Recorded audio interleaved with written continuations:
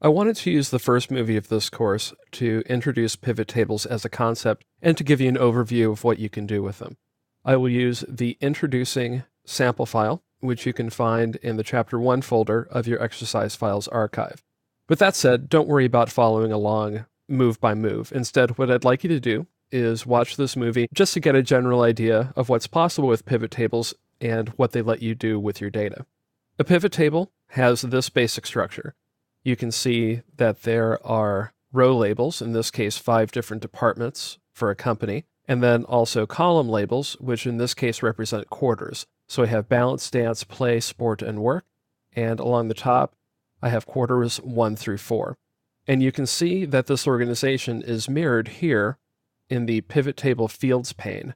The pivot table contains 3 fields, department, quarter, and sales, and you can see that their arrangement, quarter for the columns, department for the rows, and sales data in the values area represents the organization of the pivot table on the left.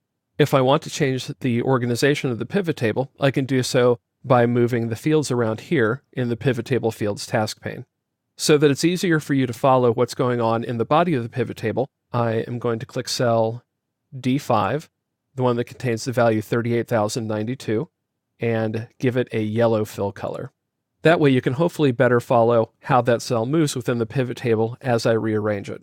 So the first thing I'll do is to rearrange the pivot table to put the quarter field in the rows area below department.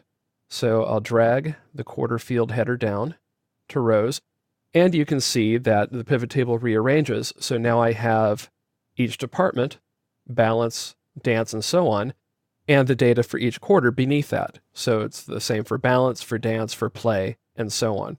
And you can see that the data that was previously in cell D5 is now in cell B7. So that's quarter 3 results for the balance department.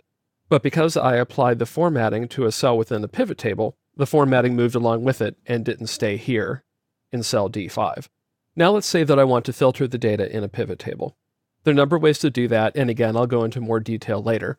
But if I want to filter the data, say by department, I can go over to the pivot table fields pane, hover over department, click the down arrow that appears, and I display a filter interface that's probably familiar to you from using Excel and filtering either data lists or Excel tables.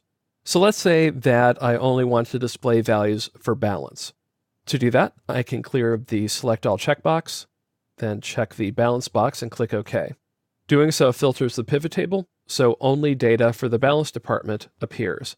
I can also filter based on the values in other fields, but that's a topic for another movie.